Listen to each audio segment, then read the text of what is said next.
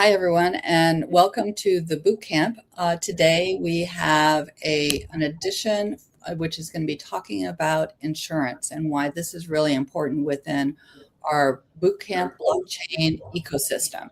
I have on today, as you have seen from the schedule, Realm. And Realm is a leader in the area of insurance. And Joseph is going to be explaining more about what Realm does. So that way, everyone who is in the audience can actually understand the importance of insurance in our space. Welcome, Joe. How are you doing today? Jackie, I'm doing great. Thanks for having me. Glad to be part of what I think is a really cool and important initiative. So thanks. Yeah, no, we're really excited to have you here. Now, we've had many conversations, and you've talked about the fact that insurance is an invisible force behind human progress. What do you mean by that?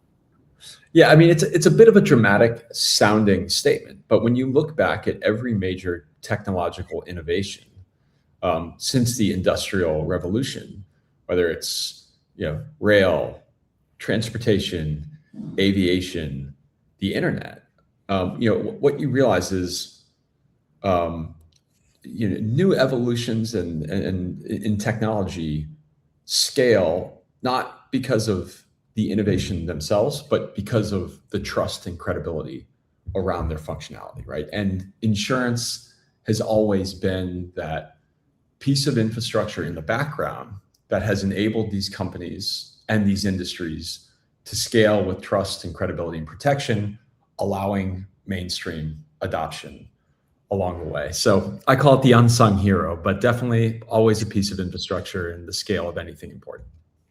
And you and I have also talked about the fact that whenever you are, whether it's for personal or business, you really do have to have a multidisciplinary team. And that team includes, obviously, besides maybe having an attorney that you can turn to or a doctor, you do have to have insurance, within your personal and professional life. And so that's really, really critical. And especially now with the way that as you mentioned, technology is developing, you need to be thinking, how does insurance fit into this? And how does Realm actually put the idea into practice and help crypto and digital asset companies innovate, tied with what we were just talking about? Well, I think the starting point is an acknowledgement that the insurance industry is one of the largest areas of financial services, right? I mean, the non-life insurance industry is a $6 trillion market, right? I mean, some of the biggest balance sheets in the world exist and operate within the insurance industry. And these companies have been insuring and doing a fantastic job insuring traditional exposures arising from traditional operations of traditional companies around the world. But, where insurance has, I would say, what has fallen short is their ability to support and enable companies doing new and innovative things. And when we saw what was happening within the digital asset and blockchain space back in 2017 and 2018, there were two really important acknowledgments. And in order to arrive at these acknowledgments, right, you first had to remove the salacious headline grabbing risks that most people kind of anchored to. The Mt. Gox hack, or the use of Bitcoin on the Silk Road, or money laundering, or any of these other nefarious activities that were tied to this new asset class. And if you put that to the side and you took an interest in the underlying technology, right, distributed ledger technology, you come to this inevitable conclusion that this technology is bringing disintermediation. This technology is bringing efficiency. This technology is bringing accessibility. This technology is bringing transparency. And when you overlay the potential of this technology across not just financial services, but other key traditional critical industries like logistics and healthcare, the realization is that this technology has amazing potential. And there are some really important companies that were building really important products and solutions on top of this technology. And no matter how innovative your business model is, no matter how intent you are on pushing boundaries, if you're going to scale a business, you're going to have to do some fundamental things like raise capital. Oftentimes, you're going to need to get regulated. Everyone's going to need to as a means of generating revenue for the business. And what a lot of founders don't realize is that all of that requires insurance, right? Insurance becomes a compulsory piece of the enablement of any business model. And when you looked at the potential for the pace and rapid increase in the pace of evolution within not just the digital asset and blockchain space, but other kind of complementary industries, one of the things that you realize is the speed of innovation is accelerating, but the evolution and the ability of the insurance industry to keep pace with that evolution is dragging, right? And the lack of accommodation and the lack of appetite and support from this amazing aspect of the financial services industry is actually a disabling feature. And our belief was that if we could bring informed and dedicated insurance capacity and products to the market, focused on companies looking forward, we could be part of the solution, right? And the solution is, how can we ensure new and innovative technologies can operate in a de-risked manner and accelerate toward mainstream adoption? And so really, we founded Realm as a purpose-built specialty insurer to stand shoulder to shoulder with these companies, building really important products and solutions, what we think are some of the most important industries today, globally. I'm very supportive of what you've shared, because also as the technology has evolved, there's new areas of risk and need for the area of insurance. So what was the functionality available when you before you founded Realm, or what gaps did you mentioned some of the gaps you addressed in the market, but what were some of the areas that you realized that you actually needed to kind of extend to? Well, I think, when you go back to this idea of product market fit, which is a critical piece of any kind of entrepreneurial initiative, regardless of whether you're operating in the insurance industry or anything traditional or new and innovative, you have to be able to understand the problems that the companies are facing and arrive at a strategy where your products or solutions or services can provide part of that solution. And in the insurance industry, there was almost nowhere to turn, right? There were almost no participation in a consistent manner from very capable insurance companies to go for traditional insurance products. Things like directors and officers liability, things like cyber and technology errors and omissions, things like commercial crime or professional indemnity. So while I think the first thing people think about when you hear about insuring risk in the digital asset space is smart contract failure and the rapid devaluation of currencies, while those things are real and those risks do manifest themselves, really the problem that we sought to solve initially was just bringing the availability of traditional insurance products into a point of availability for these companies that were absolutely going to need access to this type of support in order to scale their business. So it was really a traditional kind of starting point related to insurance products that any business owner is going to need to build credibility and scale their business, but really applying underwriting strategies and modifications to those products in a way that are aligned with the companies within our appetite. So you mentioned the word risk during your answer to the last question, and a lot of people think that insurance, that is they want to say no to risk. Is that a wrong way to think about it? And how does insurance fit with that, or support that, or maybe shift and allow the risk to happen but be covered by it?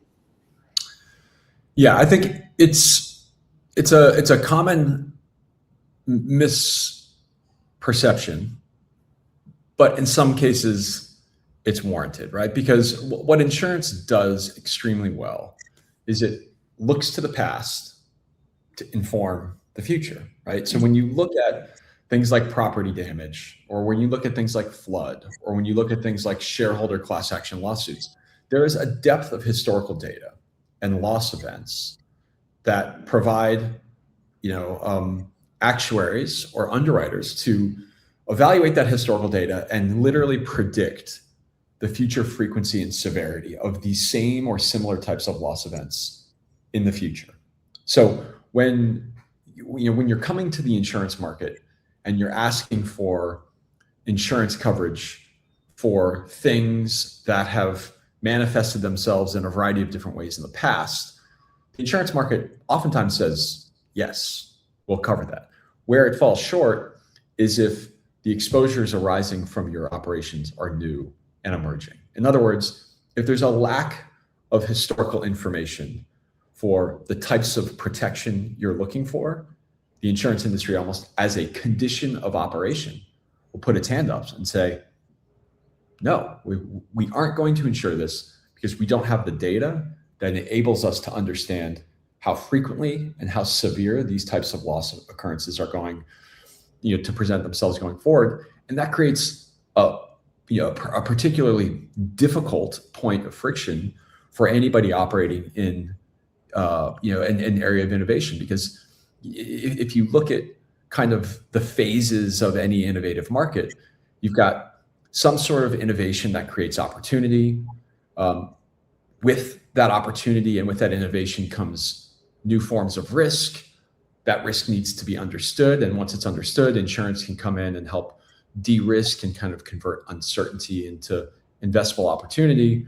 And whether insurance makes that move or not actually has a lot to do with whether these new and emerging technologies and opportunities gain traction. And that really is kind of this strange dynamic that founders operating in innovative areas find themselves, right? They need insurance to grow their business, but you have an industry that almost is conditionally disabled from understanding and building an appetite around these new and interesting technologies. Yeah. So it's a challenge, and we've been solving it for 7 years. So it's been interesting. And also evolving with it as different areas. You're looking at new areas to support. This is the next question I want to ask you is something that I've been really curious about because I'm trying to learn more about it. And that's the area of what a captive actually is and what a large or mature crypto company might consider using it. I mean, from the captive perspective, I'm in Maryland and I'm looking at, okay, how do we do this here? Sure. But what is it? And share a little bit more for those that might not really know this. Okay, so the idea of a captive insurance or reinsurance solution kind of falls into this niche of the insurance industry that's called alternative risk transfer or alternative risk financing. And I think the first thing that is important to understand about why the concept of a captive insurance solution exists is actually really the concept of risk financing, right? So as a company is considering how to finance its risks, most companies take a traditional approach to risk transfer, right? They buy insurance in the traditional sense. If you need D&O insurance, if you need cyber, if you need professional indemnity, you're going to go to a broker. That broker is going to come to an insurance company like Realm. They will offer you protection for directors and officers liability insurance. That coverage will come at an expense in the form of an insurance premium. And most companies make the decision to pay that premium in exchange for a certain amount of protection in the event covered losses arise. Now, the risk financing consideration comes in two forms. Number one is you have a cost that is very clear and transparent, right? So a company's choosing to finance the risk of, let's say, investor lawsuits by paying for D&O insurance. But if those claims and those losses don't arise, it's a sunk cost, right? The company will never realize the benefit of that protection. And if you're paying that premium in year one and there are no claims, and you pay that premium in year two and there are no claims, and year three and year four and year five, at some point, you will have paid more in premium than you would have otherwise received if a loss event had occurred that required a payout. So the bigger question here is, when we think about financing risk, do we want to take a traditional approach and pay a premium to the market, recognize it as a sunk cost, and transfer all of that risk to insurance or reinsurance carriers? That's what most companies do. Now, an alternative approach would be to actually put your own capital to work, right? The idea of a captive insurance or reinsurance facility is a non-insurance operating company investing their capital into some form of transparent insurance or reinsurance infrastructure as a way of self-insuring. In other words, instead of paying a third-party insurance carrier the premium for the desired coverage, you are in part paying yourself to begin strategically retaining risk. And so before we go too much further into how captives have played critical roles in a variety of different industries over the last 60 years, I want to make sure that that concept is relatively clear, right? You've got the traditional way to transfer risk, which is pay a premium to a third-party insurance carrier. And then you've got an alternative way to finance and transfer risk, which is actually to self-insure and use your own capital in whole or in part to retain some or all of that risk. Does that resonate? Yeah. So then when you look at this more broadly, I think to most people, the idea of a non-insurance company choosing to create an insurance subsidiary sounds kind of like a wild idea.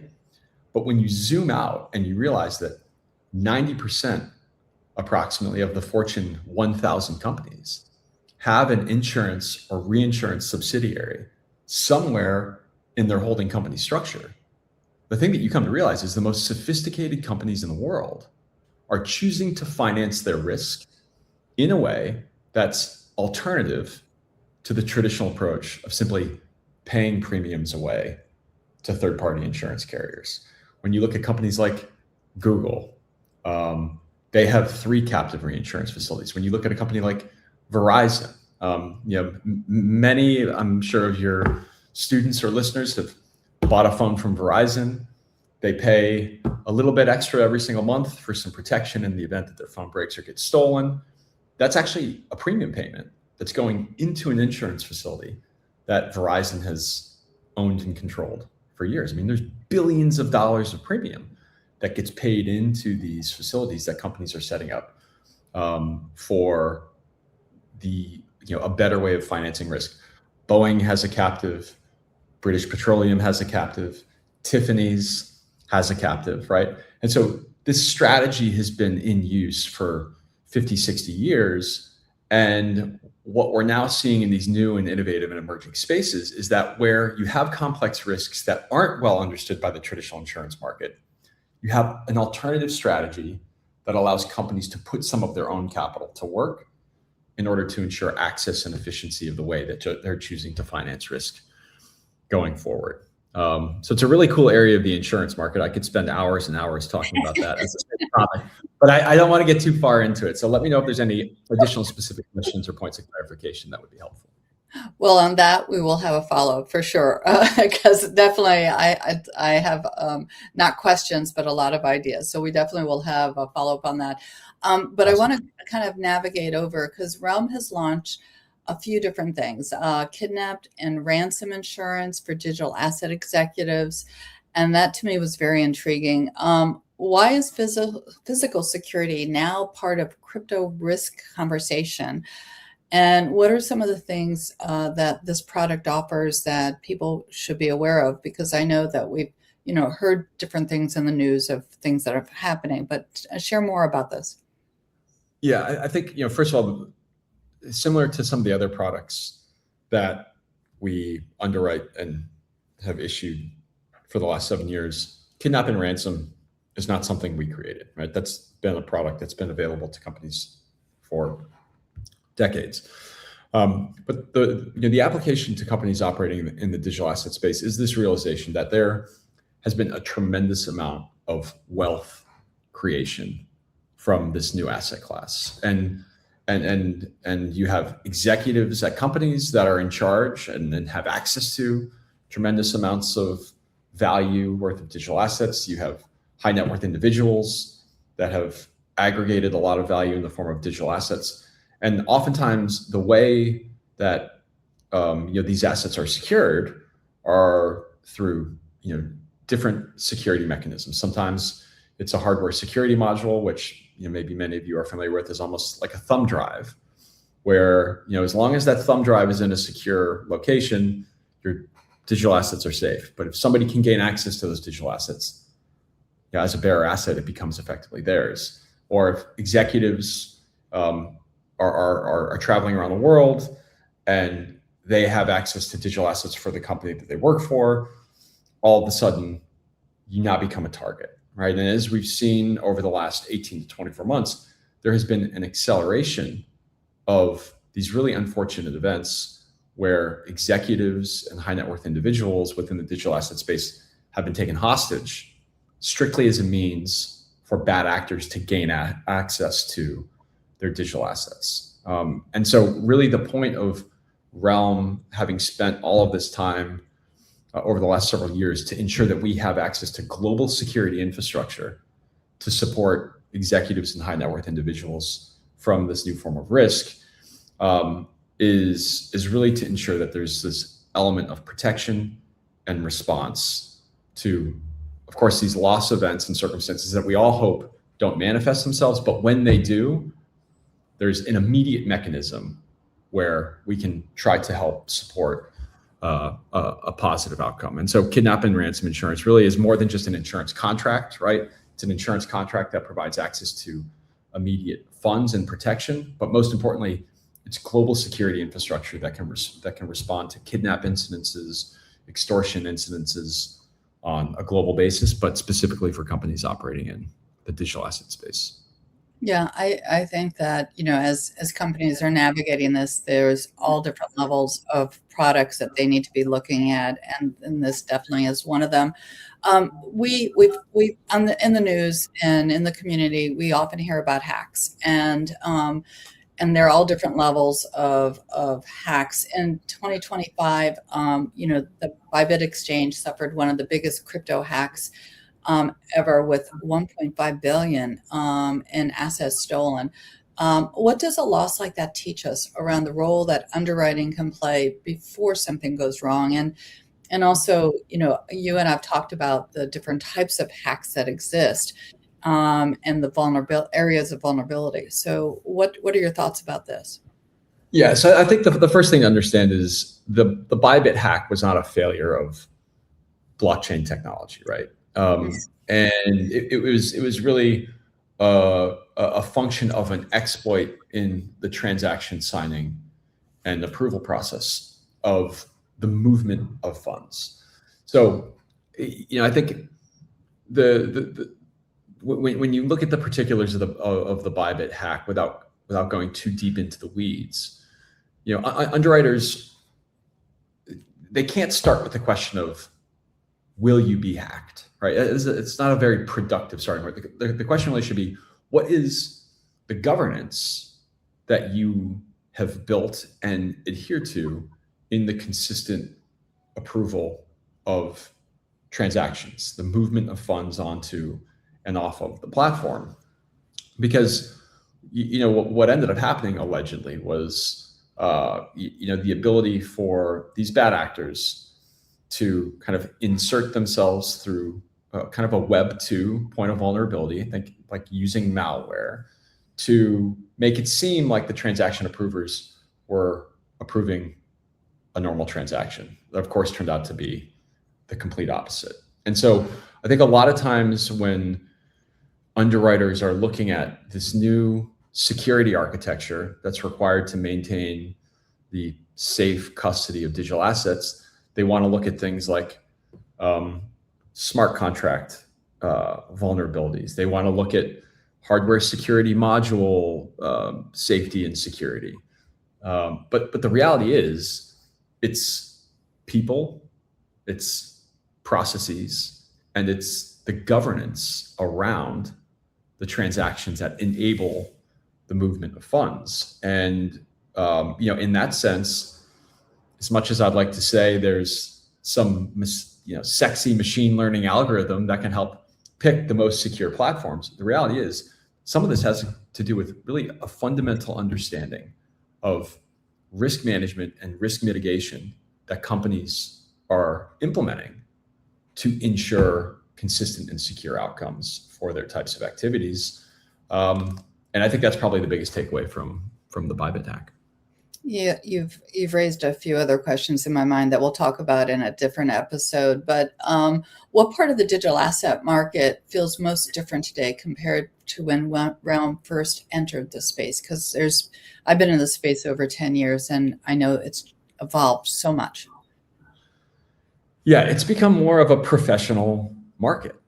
If you just look at you attend digital asset conferences all over the place. We run into each other at many of them. If you look at the type of people and the type of companies that are participating in industry-specific conferences today, it looks wildly different than the participation in 2020 and 2021 and 2022. And I think an inflection point for the professionalism that we see across the industry today came on the back of a really unfortunate set of circumstances back in 2022, culminating with the bankruptcy of FTX. Mm-hmm.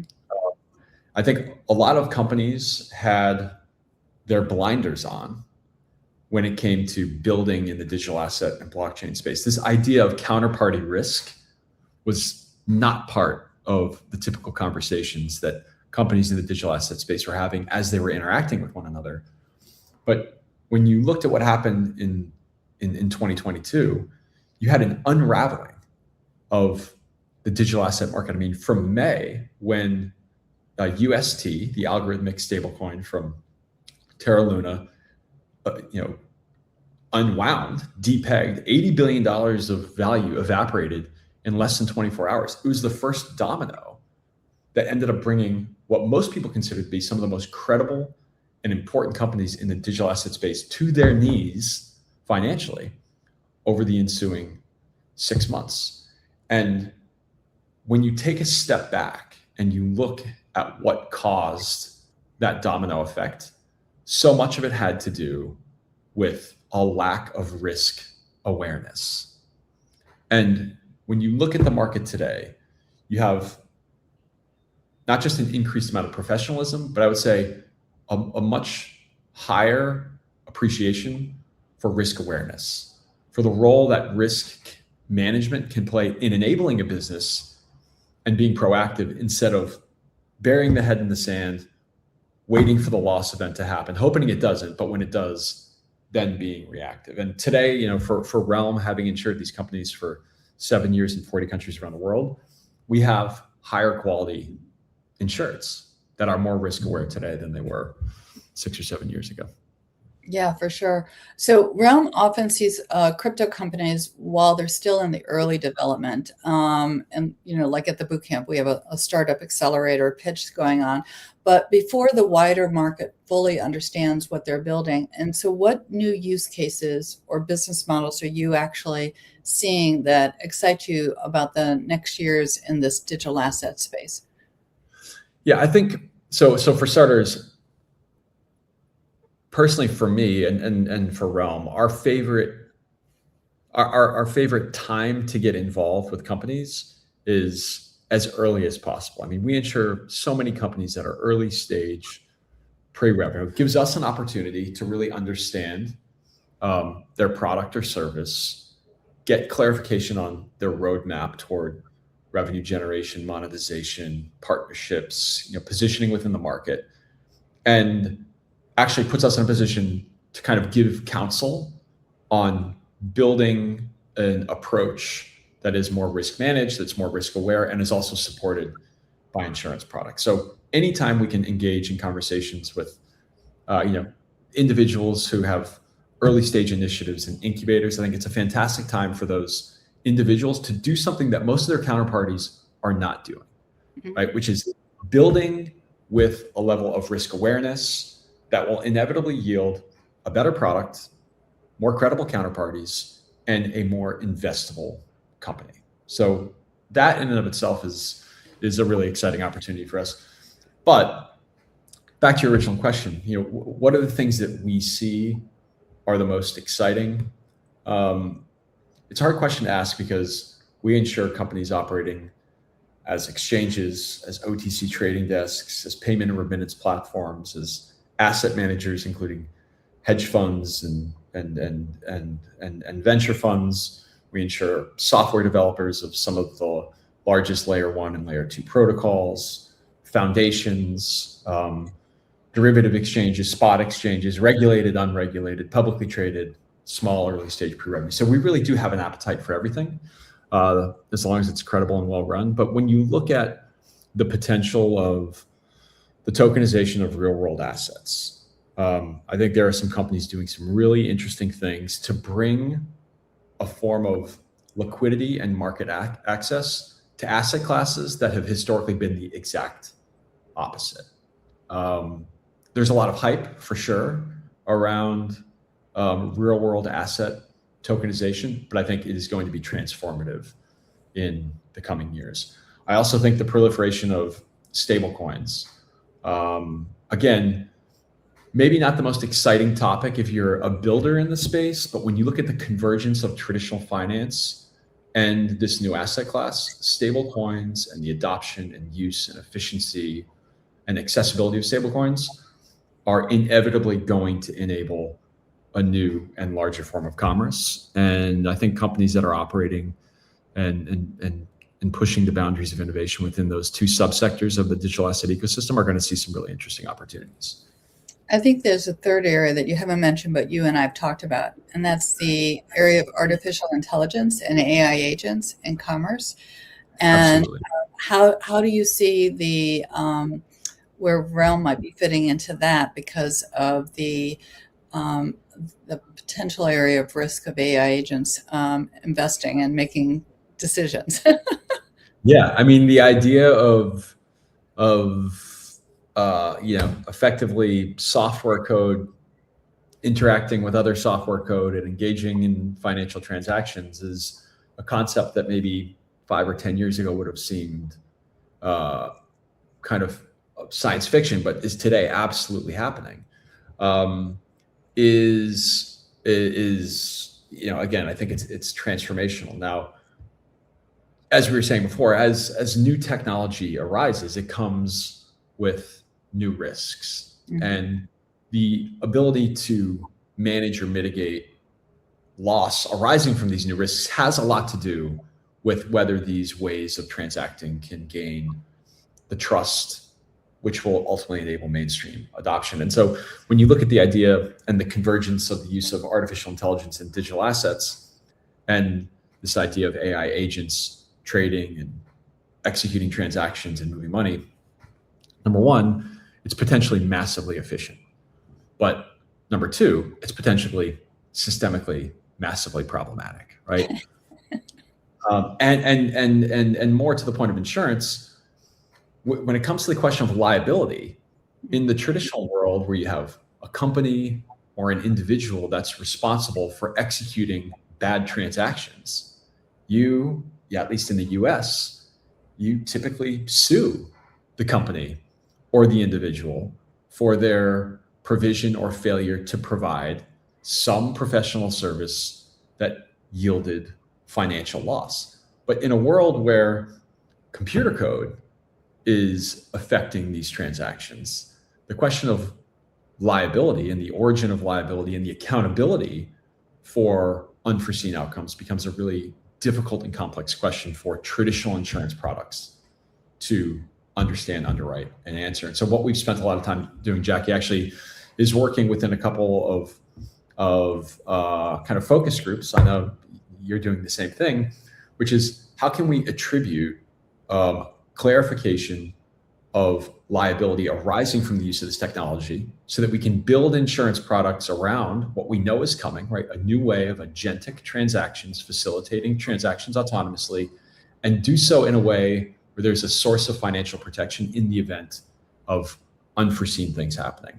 So absolutely, you're right to flag that as a third point of opportunity.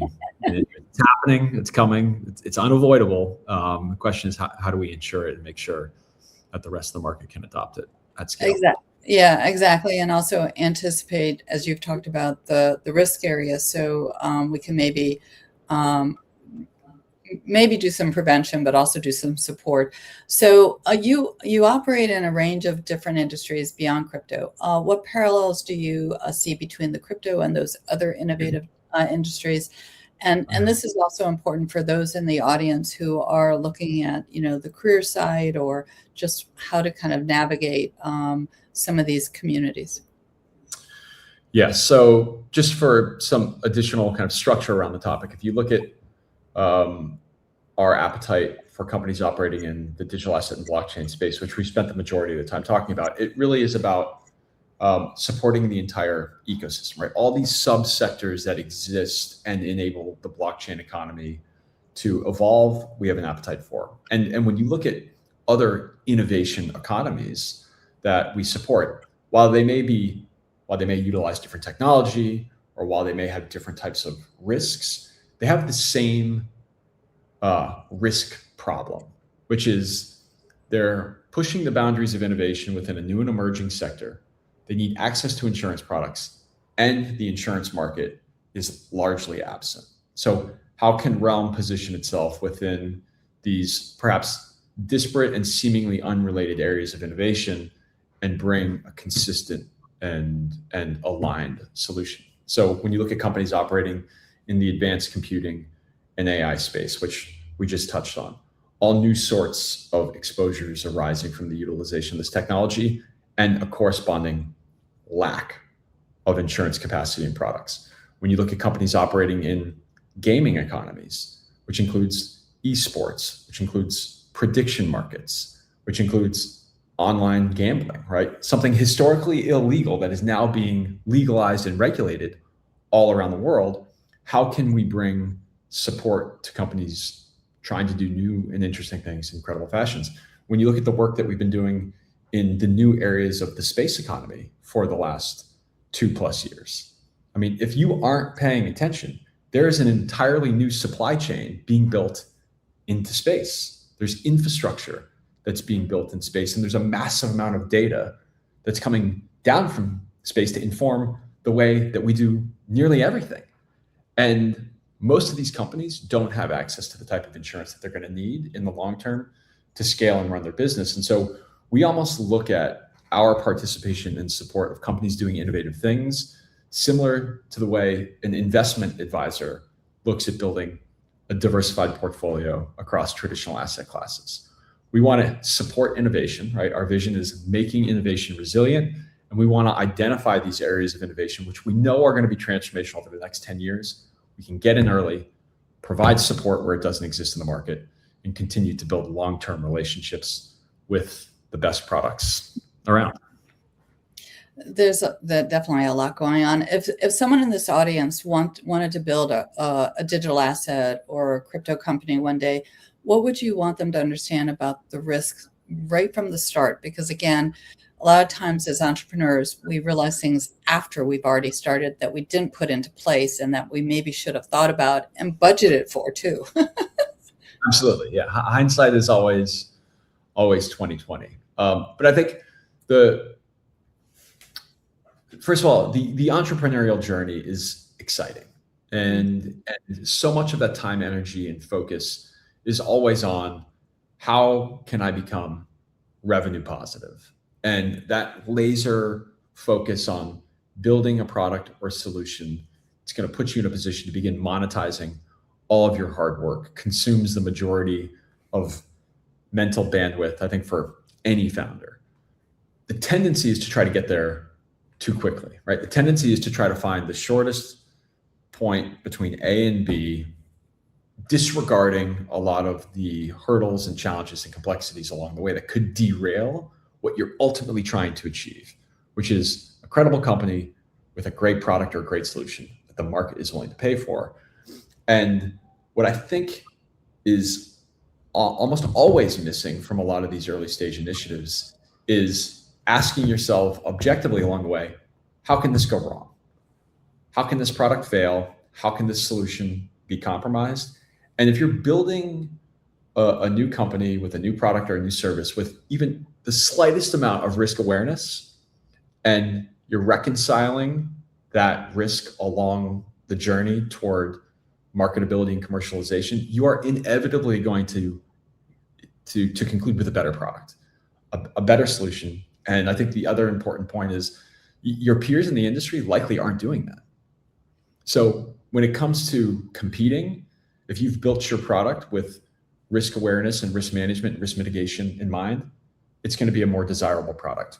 When you're approaching investors in competitive areas of the market, they're going to want to make sure their investment is not just going to appreciate in value, but it's not going to lose value. So how can you de-risk investment and appetite from investors as you need to raise capital and build your journey? If you need to face regulators are going to demand that you have risk management and risk transfer solutions in mind. The earlier you can begin that process, the better the end result is going to be. What are the warning signs that a company might be moving too fast or not building responsibly?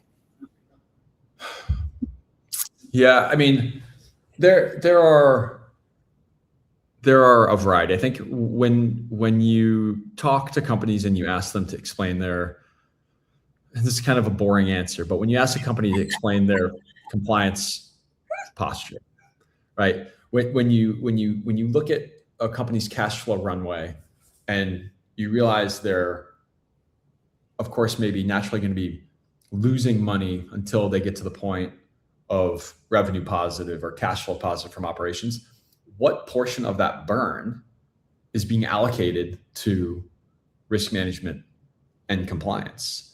If you look at the headcount of some of these early stage companies, is it all going toward the people that are going to pump and generate revenue for the company? Or is some of that being allocated to some people that can help ensure we're building an element of sustainability and risk awareness around our go-to-market strategy? And so I think basic questions around founders' view and ability to articulate the way they view things like risk and compliance for early stage companies is definitely a green flag, I would say.